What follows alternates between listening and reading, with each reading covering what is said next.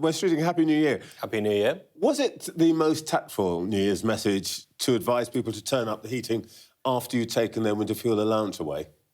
Well, it is part of the advice that the NHS is giving to people during this cold snap to make sure that people are doing whatever they can to keep warm, to make sure, as we've been doing in the run-up to this winter, that people get vaccinated and so on.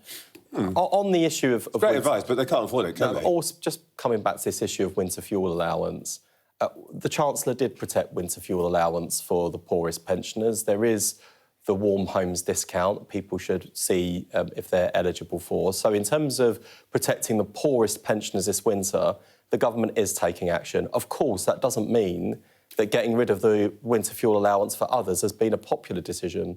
But like many of the unpopular choices we've made in the last... Not necessarily amongst the 9 million that you took it away from, and particularly the ones who are just above that threshold. I mean, there is an issue here, isn't there? But bear in mind, we've kept the triple lock for pensioners, so it will continue to rise with the cost of living. And more generally, Trevor, there are decisions we've made in the last 6 months, like on winter fuel allowance or other measures to raise money in the budget that were unpopular. The reason we've been willing to make unpopular decisions in the last 6 months is to get Britain out of the massive hole it was left in.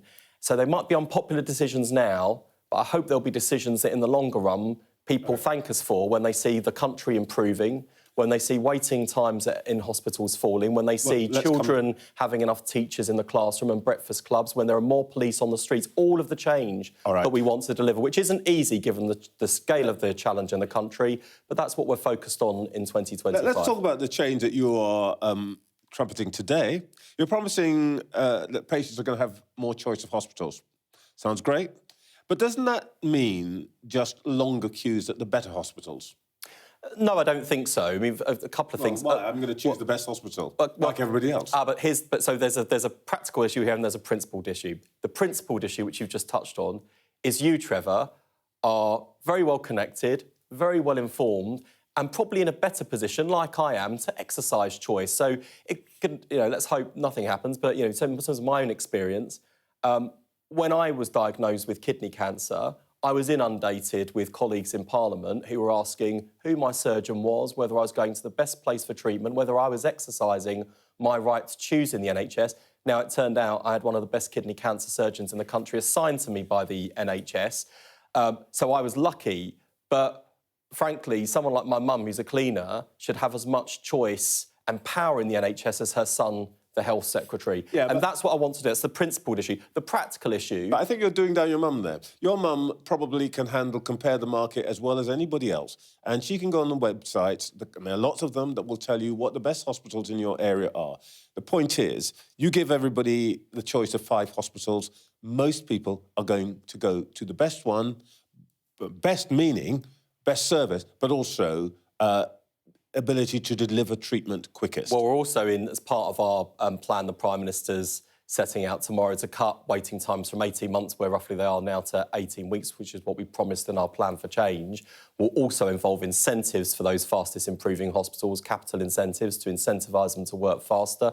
We're giving the NHS the tools to do the job, to deliver on the manifesto commitments we made, both in terms of the 40,000 more appointments every week and the overall commitment to cut waiting times by the end of the Parliament. But here's the point about patient choice. I'll give you another example to take on that, the challenge. You said, well, wouldn't your mum look at the website? Another colleague in Parliament, very well informed, very well connected, had to come and ask me about how to exercise the patient choice she knew existed but wasn't sure how to access. So the more we can make this easier, more convenient for people, to modernise the service, not just make it faster, but make the NHS as easy to interact with as most of the other services we use in our lives, whether they're delivery apps or shopping apps, all of those services that we now use at the touch of a button in our pockets. The NHS should feel as easy, convenient and modern as the other services we use in our lives. When we last spoke, or last time we spoke about this in the autumn, I asked you if you could commit to bringing down waiting lists to pre-pandemic levels by the end of this Parliament. You weren't willing to do it at that point. Will this plan deliver that objective? Well, we're aiming to go faster. I mean, we're aiming to go faster. So we'll do better than that. Well, if you think back to get it back to pre-pandemic levels before the Parliament. Well, we haven't. I mean, when we left office in 2010, the Labour Party, we had the shortest waiting times and the highest patient satisfaction in history. NHS care has gotten worse and worse over the last 14 years. Everyone can see that. They need me to tell them. What the Prime Minister set out is a pace of improvement that not even the last Labour government achieved. So what we are setting out is going to be tough. It is ambitious, but we also know it is necessary so that people aren't dying avoidably, so that the economy isn't suffering because of the state of the waiting list.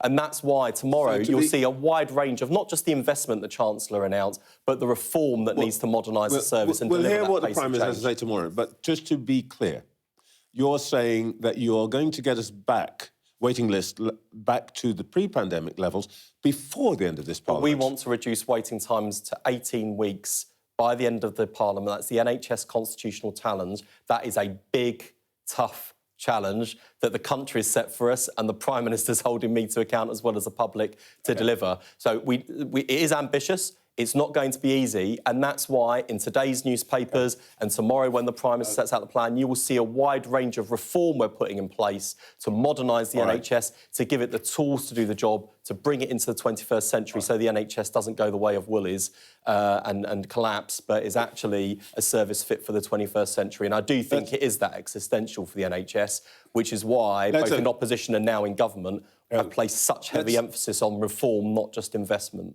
Sorry to hurry you along, but I know your time is limited. Let's talk about your biggest challenge, I think, which is social care. And just before we get on to the Casey review which you've set up, I want to clarify one thing.